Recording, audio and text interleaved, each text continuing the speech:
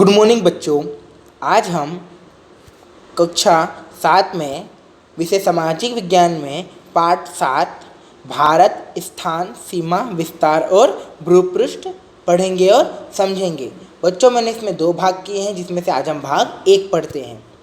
बच्चों जैसा कि आप लोगों को पता है कि हमारा जो भारत है वो एशिया महाद्वीप में आया हुआ है। हमारे विश्व में कुल 7 महाद्वीप हैं, जिनमें से सबसे बड़ा महाद्वीप कौन सा है? एशिया। और हमारा भारत उसी एशिया महाद्वीप में आया हुआ है। ओके बच्चों, जैसा कि नक्शे में हम पूर्व दिशा इसको मानते हैं।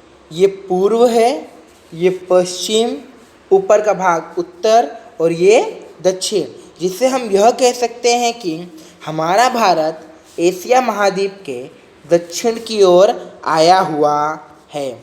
ओके बच्चों, तो अब हम पाठ स्टार्ट करते हैं। जैसा कि बच्चों हमने पाठ 6 में गुजरात राज्य की सीमा विस्तार और भूपृष्ठ के बारे में पढ़ा था। आज हम भारत के सीमा स्थान और विस्तार से के बारे में जानेंगे। तो बच्चों जैसा कि हम समझ लेते हैं कि हमारे भारत का देशांतर और अक्षांश कितना है। जैसा कि भारत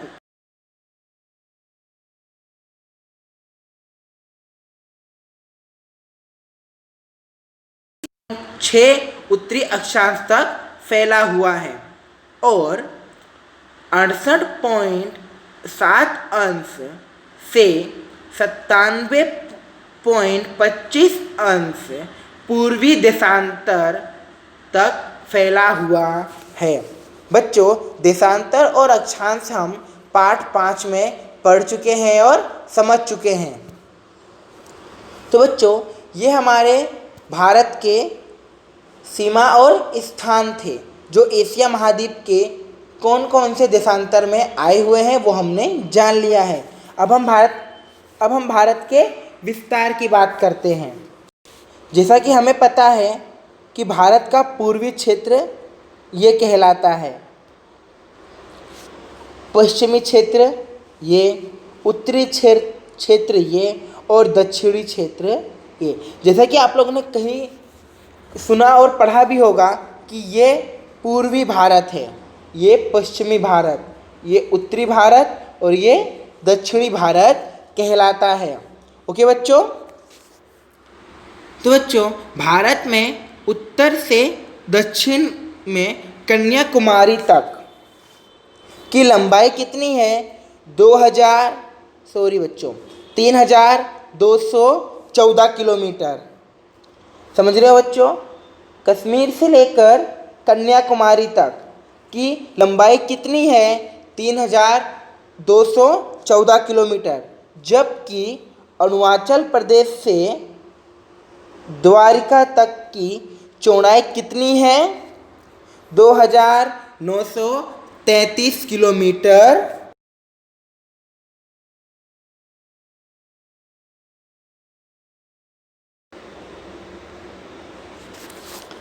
तो बच्चों ये हमारी लंबाई और चौड़ाई हुई। अब हम भारत के क्षेत्रफल के बारे में जानते हैं कि भारत का कुल क्षेत्रफल कितना है? 32,87,263 वर्ग किलोमीटर। ओके बच्चों, तो भारत का क्षेत्रफल कितना है? 32,87,263 वर्ग किलोमीटर है, जिससे विस्तार की दृष्टि से पूरे विश्व में भारत का 7वां स्थान आता है। ओके बच्चों, भारत का आकार उत्तर में सकरा, मध्य में चौड़ा और दक्षिण में सकरा हो जाता है। भारत में कुल 29 राज्य हैं। जैसे कि बच्चों आपकी किताब में 28 राज्य दिए गए हैं, परंतु भारत में कुल कितने राज्य हैं? 29 और 7 केंद्र शासित प्रदेश हैं। बच्चों केंद्र शासित प्रदेश के बारे में हमने पाठ 3 में पढ़ा है और समझा है। ओके बच्चों, अब हम आगे बढ़ते हैं। हमने भारत की सीमा, स्थान और विस्तार के बारे में समझा। अब हम बात करते हैं भूपृष्ठ की।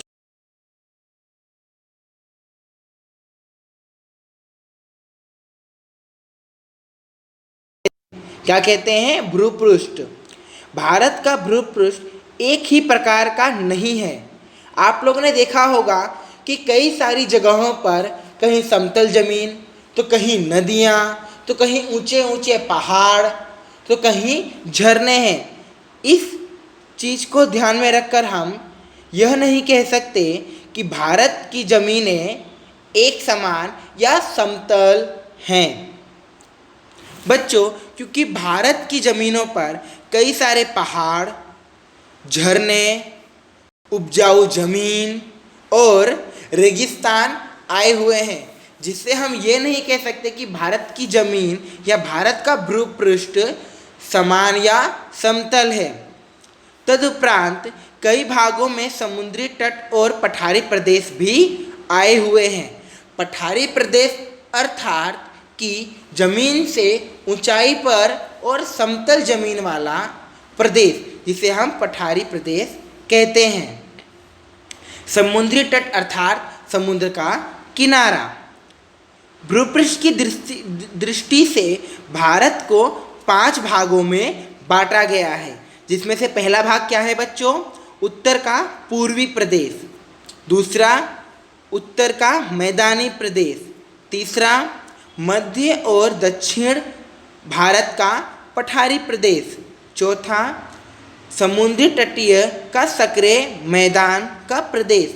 और पांचवा, द्वीप समूह।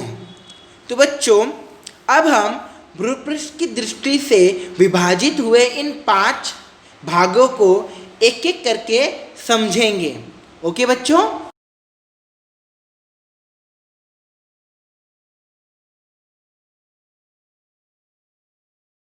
पहाड़ों वाला क्षेत्र। हिमालय कोई एक पर्वत नहीं है, बल्कि 3 पर्वतों की श्रृंखला है।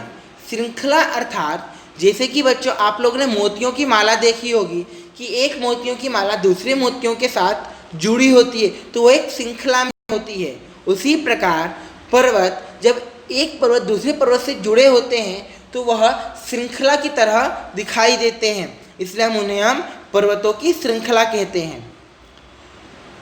उसे हिमालय की पर्वतमालाएं भी कहते हैं, जो विश्व की सबसे ऊंची पर्वतमाला है। तो बच्चों, हमारा यहाँ प्रश्न बनता है कि विश्व का सबसे ऊंची पर्वतमाला कौन सी है? तो हिमालय की सबसे विश्व में की सबसे ऊंची पर्वतमाला है। उत्तर के पूर्वी प्रदेशों को 2 हिस्सों में बांटा गया है। पहला, हिमालय की पर्वतमाला। दूसरा, हिमालय के पूर्व का पर्वतीय प्रदेश। बच्चों, चीन के ओर की पर्वतमाला महाहिमालय, बीच का मध्य हिमालय और भारत की ओर की पर्वतमालाएं शिवालिक की टेकरियों के रूप में जानी जाती हैं। ओके बच्चों, जिसमें हम पहले पॉइंट की बात करते हैं कि हिमालय की पर्वतमाला। आप लोगों को चित्र में दिखाई दे रहा होगा कि जो भी मिट्टी कलर अर्थात चॉकलेटी कलर से जो भी कलर किया गया है वो कौन सा क्षेत्र है?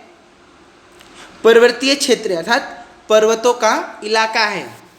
भारत का माउंट कोडविन ऑस्टिन K2 शिखर की ऊंचाई कितनी है?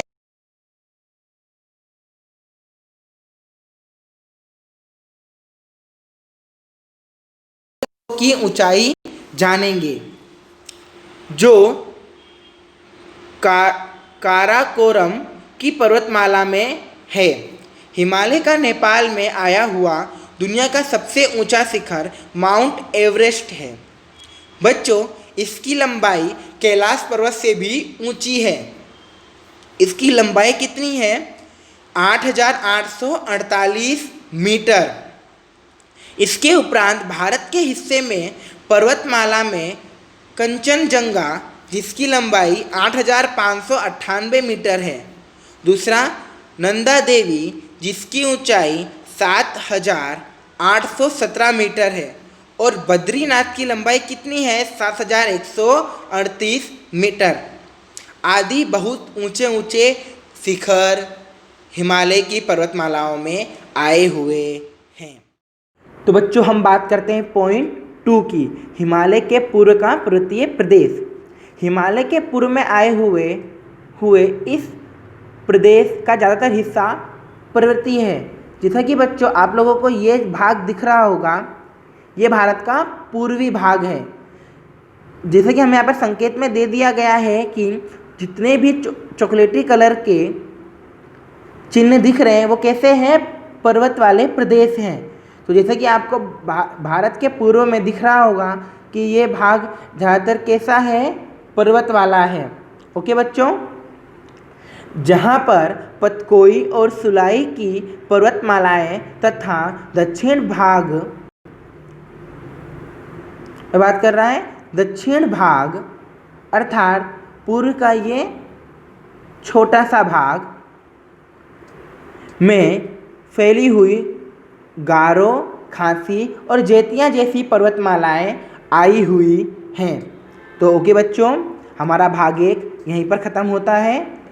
भाग 2 नेक्स्ट वीडियो में। ओके बच्चों, आज के लिए इतना ही। Thank you.